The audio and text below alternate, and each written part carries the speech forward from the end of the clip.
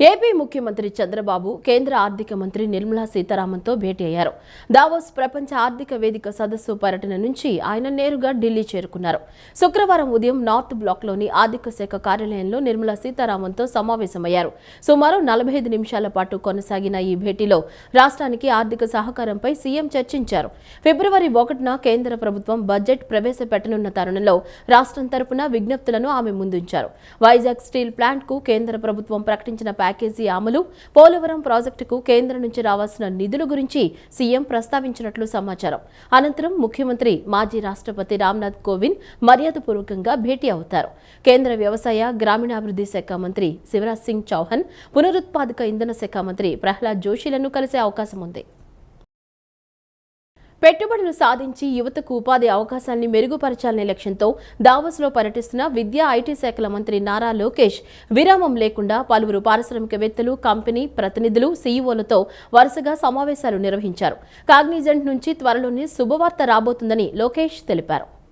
పెట్టుబడులు సాధించి యువతకు ఉపాధి అవకాశాలని మెరుగుపరచాలనే లక్ష్యంతో దావోస్లో పర్యటిస్తున్న విద్యా, ఐటీ శాఖల మంత్రి నారా లోకేష్ విరామం లేకుండా పలువురు పారిశ్రామికవేత్తలు, కంపెనీలు ప్రతినిధుల సీఈఓలు వరుసగా సమావేశాలు నిర్వహించారు. దావోస్లో జరుగుతున్న ప్రపంచ ఆర్థిక సదస్సులో కాగ్నిజెంట్ సీఈఓ రవికుమార్ మంత్రి భేటీ అయ్యారు. ఈ సందర్భంగా మాట్లాడుతూ ఏపీని ఏఐ, క్వాంటమ్ కంప్యూటింగ్, బయోటెక్నాలజీ, పునరుత్పాదక ఇంధన రంగంలో డీప్ టెక్ హబ్గా తీర్చిదిద్దాలని నిర్ణయించామని చెప్పారు. విశాఖ, విజయవాడ, తిరుపతి నగరాల్లో 22 లక్షల చదరపు అడుగుల కోవర్కింగ్ స్థలం అందుబాటులో ఉందన్నారు. కాగ్నిజెంట్ వృద్ధి వ్యూహాలు, ప్రాంతీయ విస్తరణ ప్రణాళికల్లో భాగంగా విశాఖపట్నం లాంటి ద్వితీయ శ్రేణి నగరాల్లో కార్యకలాపాలు ప్రారంభించండి అని పారిశ్రామికవేత్తలను కోరారు. ఏపీ ప్రభుత్వ ప్రతిపాదనపై త్వరలోనే సానుకూల నిర్ణయం తీసుకుంటామని రవికుమార్ తెలియజేశారు. వ్యాపార ఆర్థిక భాగస్వామి ఒప్పందం టెపా ద్వారా స్థానిక ఉత్పత్తిదారులను యూరోపియన్ మార్కెట్తో అనుసంధానించేందుకు సహకరించాలని canton of Vaud state councillor Christelle Luisier బ్రాడర్ను లోకేష్ కోరారు.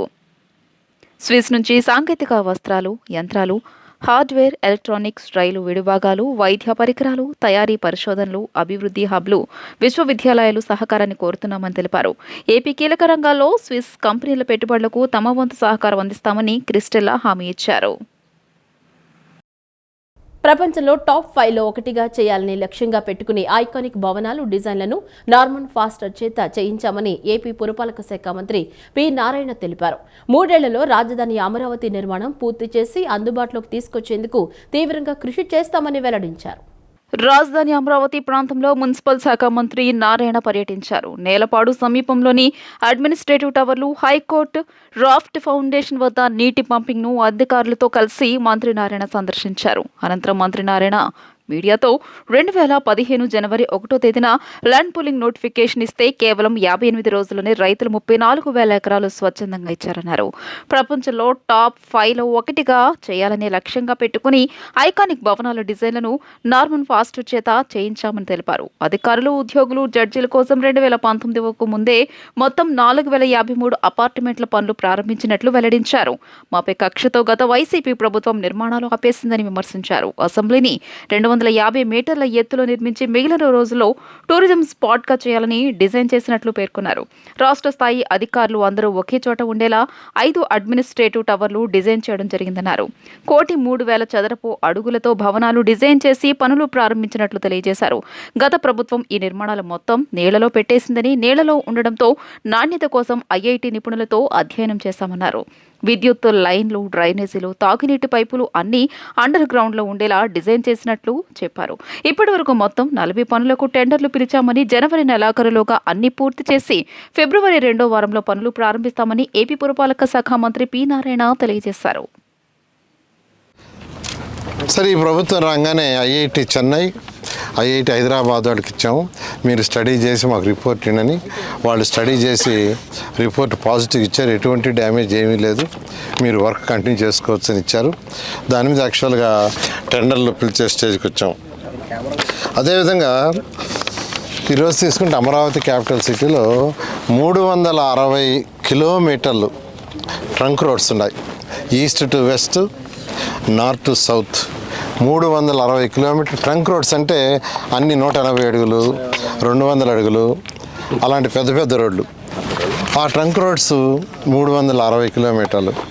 అదేవిధంగా లేఅవుట్స్లో రోడ్స్ తీసుకుంటే దాదాపు 1500 కిలోమీటర్లు వస్తుంది.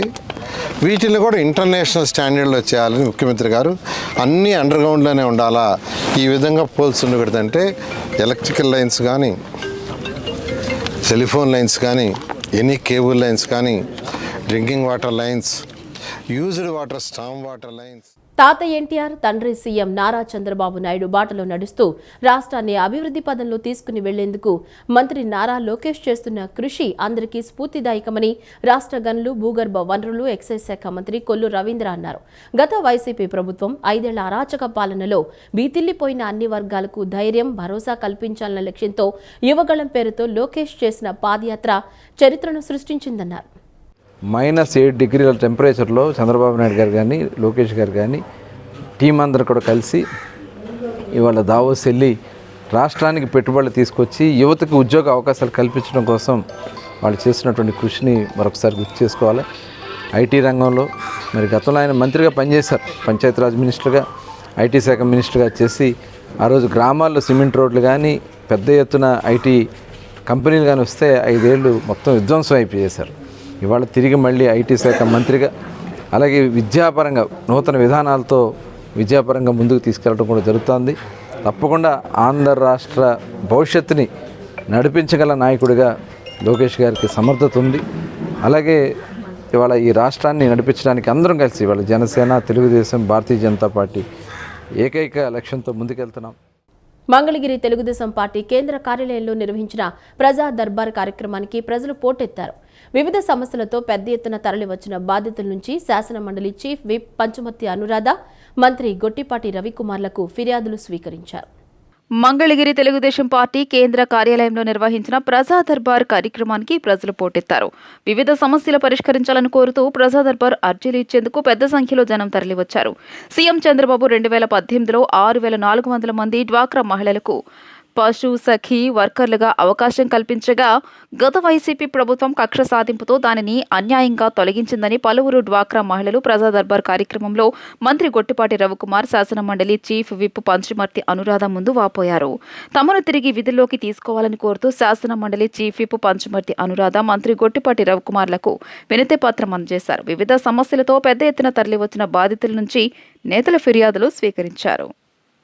కృష్ణా జిల్లా మచిలీపట్నం మంత్రి క్యాంపు కార్యాలయంలో ఫిబ్రవరి 11 నుంచి జరిగే సుబ్రహ్మణ్యేశ్వర స్వామి కావడి సేవ నగరోత్సవం, మహాపాశుపతాస్త్ర హోమాలకు సంబంధించిన కరపత్రాలను రాష్ట్ర గనులు, భూగర్భ వనరులు, ఎక్సైజ్ శాఖ మంత్రి కొల్లు రవీంద్ర శ్రీ కార్తికేయ సేవా ట్రస్ట్ సభ్యులతో కలిసి ఆవిష్కరించారు. అనంతరం కార్తికేయ సేవా ట్రస్టుకు సంబంధించిన వెబ్సైట్ను ప్రారంభించారు. ఫిబ్రవరి 11న మచిలీపట్నం జిల్లా పరిషత్ వద్ద నుంచి నిర్వహించే కావడి సేవలో భక్తులంతా హాజరు కావాలని మంత్రి కొల్లు రవీంద్ర సూచించారు. శ్రీ సుబ్రహ్మణ్యేశ్వర దేవతాయ నమః. శ్రీ సుబ్రహ్మణ్యేశ్వర స్వామి వారి మహోత్సవ కార్యక్రమాన్ని 11/2/2025 మచిలీపట్నంలో శ్రీ కార్తికేయ సేవా ట్రస్ట్ ఆధ్వర్యంలో ప్రతి సంవత్సరం జరిగే విధంగా స్వామివారి కావిడ మహోత్సవాన్ని నిర్వహించబడతా ఉంది. జిల్లా పరిషత్ సెంటర్ నుంచి ప్రారంభమయ్యే ఈ కావిడ మహోత్సవంలో అందరూ కూడా పాల్గొని మరి స్వామివారి ఆశీర్వాదాలు పొందాలని చెప్పి మనస్ఫూర్తిగా కోరుకుంటూ అందరికీ నమస్కారం. 100 కోట్ల రూపాయల ప్రజాధనంతో చంద్రబాబు, నారా లోకేష్ దావోస్ పర్యటనకు వెళ్లి రూపాయి కూడా పెట్టుబడి తీసుకురాలేదని వైసీపీ ఎన్టీఆర్ జిల్లా అధ్యక్షులు దేవినేని అవినాష్ విమర్శించారు. గుణదల్లోని వైసీపీ జిల్లా కార్యాలయంలో విలేకరుల సమావేశం నిర్వహించారు. సమావేశంలో ఆయన మాట్లాడుతూ రాష్ట్రానికి ఈ పర్యటన వల్ల కొంచెం కూడా లాభం లేదని, నారా లోకేష్ ని ప్రమోట్ చేయడానికి చంద్రబాబు అక్కడికి వెళ్లాడన్నారు. డిప్యూటీ సీఎం చేయాలన్న ఆకాంక్షతో ప్రచారం చేస్తున్నారని ఆరోపించారు. దావోస్ పర్యటన వలన ఏ పెట్టుబడులు వచ్చాయి అనేది ప్రజలకు చెప్పాలన్నారు. చంద్రబాబు, లోకేష్ కి చిత్తశుద్ధి ఉంటే రాష్ట్ర అభివృద్ధికి పెట్టుబడులు తీసుకురావాలన్నారు. చంద్రబాబు, లోకేష్, పవన్ కళ్యాణ్ స్థానిక ఎంపీ కలిసి కేంద్ర పెద్దలతో మాట్లాడి తూర్పు బైపాస్ కి ఒప్పించాలన్నారు. కుటుంబ ప్రమోషన్ కోసం 100 కోట్ల ప్రజాధనాన్ని ఉపయోగించింది కూటమి ప్రభుత్వం అని చెప్పి నేను సందర్భంగా చెప్పండి. ఒక్క ఇన్వెస్ట్మెంట్ అన్న తీసుకొచ్చారా? ఏ ఒక్కరితో అయినా ఒక్క ఒప్పందం అన్న కుదుర్చుకున్నారా? లేకపోతే వాళ్ళు చెప్పిన మాటలకి, లేకపోతే వాళ్ళు చేసిన పనులకి రాష్ట్రానికి ఏం ఉపయోగం కలిగించారని చెప్పని ఈరోజు కూటమి ప్రభుత్వాన్ని మేము అందరం గారు డిమాండ్ చేస్తున్నాం. Customs, central GST, commissionerate anti evasion అధికారులు సంయుక్తంగా విజయవాడలో సోదాలు నిర్వహించి స్మగ్లింగ్ చేయడానికి ఉంచిన 1.76 కోట్ల విలువైన నకిలీ సిగరెట్లను గురువారం స్వాధీనం చేసుకున్నారు. విజయవాడ రూరల్ మండలం రామవరపాడులోని ఓ గోడౌన్లో స్మగ్లింగ్ సిగరెట్లు ఉన్నాయని సమాచారం రావడంతో సోదాలు చేశారు.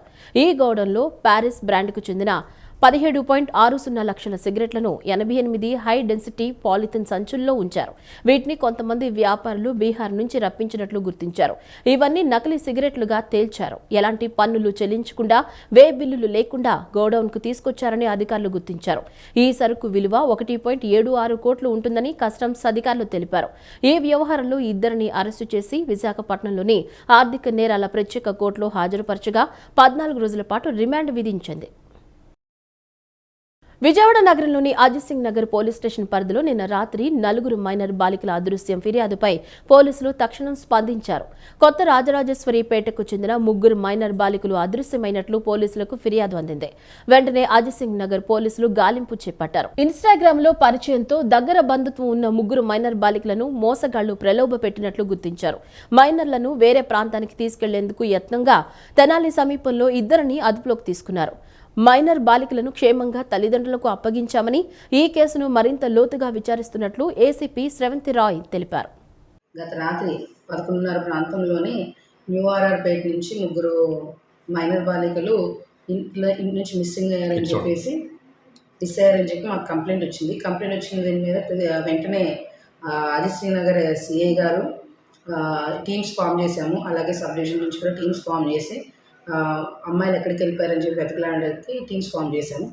ఫామ్ చేసిన వితిన్ ఫ్యూ అవర్స్ అంటే 3:30 కల్లా అమ్మాయి లొకేషన్ ట్రేస్ అయింది. బై 4 o'clock అమ్మాయిని ట్రేస్ చేసి పట్టుకొని తిరిగి పోలీస్ స్టేషన్ తీసుకురావడం జరిగింది. మైనర్ బాలికలు కావడం వల్ల వాళ్ళ వివరాలన్నీ కూడాను పూర్తిగా తెలియజేయడానికి అవ్వదు. తదుపరి విచారణ జరుగుతూ ఉంది.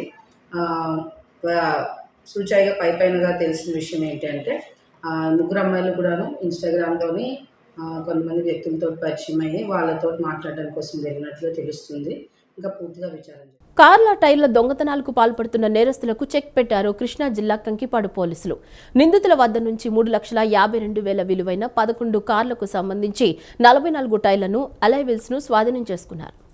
కృష్ణా జిల్లా కంకిపాడు పోలీస్ స్టేషన్లో జరిగిన విలేకరుల సమావేశంలో Gannavaram DSP Srinivasarao, circle inspector Muralikrishna, Kankipadu SI Sandeep పాల్గొన్నారు. మీడియా ముందు నిందితులు వల్లూరు బాలాజీ, చింతమల్లి నరేంద్ర కుమార్లను ప్రవేశపెట్టారు. ఈ విలేకరుల సమావేశంలో డీఎస్పీ శ్రీనివాస్ మాట్లాడుతూ, విలాసాలకు అలవాటు పడి సులభ సంపాదన మోజులో కంకిపాడు మండలం చలివేంద్రపాలెంకు చెందిన వల్లూరి బాలాజీ, పామరు మండలానికి చెందిన చింతపల్లి నరేంద్ర కుమార్లు ఈడుపుగలులో ఉన్న సంతోష్ ట్రూ వాల్యూలోని కొత్త కార్ల టైర్లు, అలే వీల్స్ డిస్క్లను దొంగిలించారు. గతంలో కార్ల షోరూంలో పనిచేసిన అనుభవం ఉండడంతో వారి దొంగతనానికి పాల్పడ్డారు.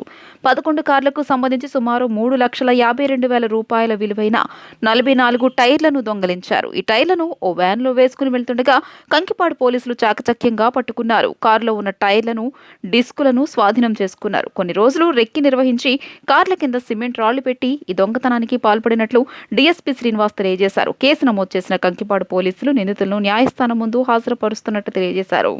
కేసును పరిష్కరించడంలో చాకచక్యంగా వ్యవహరించిన సిఐ, ఎస్ఐ, ఇతర సిబ్బందికి డీఎస్పీ చేతుల మీదుగా రివార్డు అందజేశారు. గతంలో ఈ కార్లు కంపెనీలో పనిచేసి ఒకళ్ళు టింకరింగ్ పని, ఇంకొకళ్ళు ఈ కారు యొక్క డ్రైవింగ్ అవి వచ్చే వాళ్ళకి ఆ నాలెడ్జ్ తోటే ఏంటంటే మనం ఇటువంటి కొత్త కార్ల యొక్క టైర్లు తీసి వాల్యుబుల్ పార్ట్ కాబట్టి వాటిని తొందరగా అమ్ముడవుతాయి కాబట్టి మనం తేలిగ్గా డబ్బు సంపాదించి జల్సాలకి ఉన్న తీర్చుకుందామనే ఉద్దేశంతో వాళ్ళు ఈ పని చేసినట్టుగా మాకు అంగీకరించారు. వాళ్ళు ఇదే మొదటి నేరంగా మేము అంతకుముందు రికార్డ్స్ పరిశీలించి ఇదే మన మొదటి నేరంగా మేము గుర్తించాము. వాళ్ళని ఇప్పుడు అరెస్ట్ చేసి రిమాండ్కి పంపించడం జరిగింది. ఉమ్మడి కృష్ణా జిల్లాలను పొగమంచు కమ్మేసింది. పొగమంచు కారణంగా గన్నవరం విమానాశ్రయానికి రావాల్సిన పలు విమాన సర్వీసులు ఆలస్యం కానున్నాయి. హైదరాబాద్ నుంచి వచ్చిన ఇండిగో విమానం గన్నవరం ఎయిర్పోర్ట్ వద్ద గాలిలో చక్కెర్లు కొట్టింది. ల్యాండింగ్ కు వాతావరణం అనుకూలించకపోవడంతో చాలాసేపు గాలిలోని తిరుగుతూ ఉండిపోయింది. పొగమంచు కారణంగా గత 2 రోజులుగా ఉదయం వేళ విమాన సర్వీసులకు అంతరాయం కలుగుతోంది. ఉమ్మడి కృష్ణా జిల్లాను పొగమంచు కమ్మేసింది. పొగమంచు కారణంగా గన్నవరం విమానాశ్రయానికి రావాల్సిన పలు విమాన సర్వీసులు ఆలస్యం కానున్నాయి. హైదరాబాద్ నుంచి వచ్చిన ఇండిగో విమానం గన్నవరం ఎయిర్పోర్ట్ వద్ద గాలిలో చక్కర్లు కొట్టింది. ల్యాండింగ్కు వాతావరణం అనుకూలించకపోవడంతో చాలాసేపు గాలిలోనే తిరుగుతూ ఉండిపోయింది. మరోవైపు ఉమ్మడి కృష్ణా జిల్లా వ్యాప్తంగా రోడ్లపై పొగమంచు దట్టంగా కమ్మేసింది. గన్నవరం జాతీయ రహదారిని మంచు దుప్పటి కమ్మేయడంతో వాహనాలు సరిగా కనిపించక ప్రయాణికులు తీవ్ర ఇబ్బందులు పడుతున్నారు.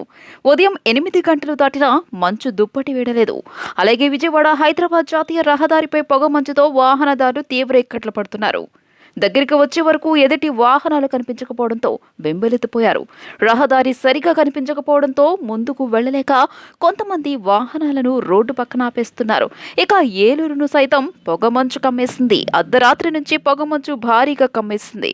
ఈ విధంగా పొగమంచు కురవడం కొన్నేళ్లలో ఇదే మొదటిసారని స్థానిక ప్రజలు చెబుతున్నారు. అంబేద్కర్పై అనుచిత వ్యాఖ్యలు చేసిన కేంద్ర మంత్రి అమిత్ షా తక్షణం తన పదవికి రాజీనామా చేయాలని కాంగ్రెస్ పార్టీ డిమాండ్ చేసింది. ఎన్టీఆర్ జిల్లా నగర కాంగ్రెస్ పార్టీ, ఎన్టీఆర్ జిల్లా యువజన కాంగ్రెస్ సంయుక్త ఆధ్వర్యంలో గురువారం ఆంధ్రరత్న భవన్ నుంచి తుమ్మలపల్లి కళాక్షేత్రం సమీపంలోని అంబేద్కర్ విగ్రహం వరకు ప్రదర్శన నిర్వహించారు. జై బాపు, జై భీమ్, జై సంవిధాన్ నినాదంతో ఈ కార్యక్రమం నిర్వహించారు. అమిత్ షాను మంత్రివర్గం నుంచి బర్తరఫ్ చేయాలని డిమాండ్ చేశారు. ఏఐసీసీ కార్యదర్శి, ఏపీ ఇన్ఛార్జ్ పాలక్ వర్మ, నగర అధ్యక్షులు నరహరిశెట్టి నరసింహారావు, పార్టీ నాయకులు వి గురునాథం, బొర్రా కిరణ్, మీసల రాజేశ్వరరావు, జైపూడి నాగేశ్వరరావు, పీటర్ జోసెఫ్, వేముల శ్రీను తదితరులు పాల్గొన్నారు. के बाद से अभी तक केंद्र में और राज्यों में बहुत सी सरकारें आई और गई. वो केवल कांग्रेस की ही नहीं बल्कि दूसरी पार्टियों की भी सरकारें थी, परंतु आज तक कोई भी ऐसा मंत्री या नेता संसद में नहीं आया जिसने अंबेडकर जी का या किसी भी शहीद का अपमान संसद में किया हो. हाल फिलहाल में आपने देखा होगा कि अमित शाह जी ने, जो इस देश के गृह मंत्री है, संसद के अंदर BR अम्बेडकर जी का अपमान किया. और ये विचारधारा कौन सी है अमित शाह जी की? बीजेपी की विचारधारा कौन सी है? ये RSS की वो विचारधारा है जो आज़ादी के वक्त और आज़ादी के बाद जब अम्बेडकर जी की अगुवाई में संविधान बनाया जा रहा था और वो सभी को न्याय के लिए अधिकार देने का प्रयास कर रहे हैं. అదే కాదు, ఏ అంబేద్కర్ గారి యొక్క ఆశయాలతో వాళ్ళ మైనార్టీ కానీ వాళ్ళ మిగిలినటువంటి వర్గాలు ఏ అయితే ఆయన యొక్క రిజర్వేషన్ ఫలాలు అనుభవిస్తున్నారో వాళ్ళు కూడా ఎక్కడ కూడా స్పందించాల. ఇది దుర్మార్గం. అందుకేమంటే మా కాంగ్రెస్ పార్టీ డిమాండ్ వాళ్ళ రాహుల్ గాంధీ గారి యొక్క ఒకే ఒక్క నినాదం ఏంటంటే అమిత్ షాని భద్రం చేయాలి, లేదా అమిత్ షా స్వచ్ఛందంగా రాజీనామా చేయాలి, లేదా ఈ దేశ ప్రజలకి క్షమార్పణ చెప్పాలి అమిత్ షా. అది చేసే వరకు కూడా కాంగ్రెస్ పార్టీ ప్రజా కురుక్షేత్రం నిరంతరం ఆయన రాజీనామా చేసే వరకు కూడా ఈ ఉద్యమాన్ని కొనసాగిస్తామని కూడా మీ అందరికీ సవింగా మనవి చేస్తూ అంబేద్కర్ ఆశయాలు నెరవేర్చాలి. ఆయన రాజ్యాంగాన్ని కాపాడవలసిన బాధ్యత పౌరులుగా మనందరి మీద, పార్టీలకి, కులాలకి, మతాలకి అతీతంగా కూడా ఉంది. ప్రజాస్వామ్య హక్కులు కాపాడాలి. పార్టీ ఆఫీస్ దగ్గర నుంచి ఇక్కడ పాదయాత్ర చేయడానికి కూడా అనుమతి ఇవ్వట్లేదండి ప్రభుత్వం. బీజేపీని చూసి ఎంత భయపడుతుందో దీన్ని బట్టి మాకు అర్థమైంది. ఎందుకంటే ఈ దేశంలో RSS రాజ్యాంగం నడుస్తుంది, కానీ ఆనాడు అంబేద్కర్ గారు రచించిన రాజ్యాంగం ఇక్కడ వర్తించట్లేదని చెబుతూ వెంటనే అమిత్ షా గారిని బర్తరఫ్ చేయాలని చెప్పి కాంగ్రెస్ పార్టీ పిలిపించింది. వెంటనే అమిత్ షా గారు రాజీనామా చేయాలని చెప్పి కాంగ్రెస్ పార్టీ డిమాండ్ చేస్తారు. ఈ వార్తలు ఇంతటితో సమాప్తం. నమస్కారం.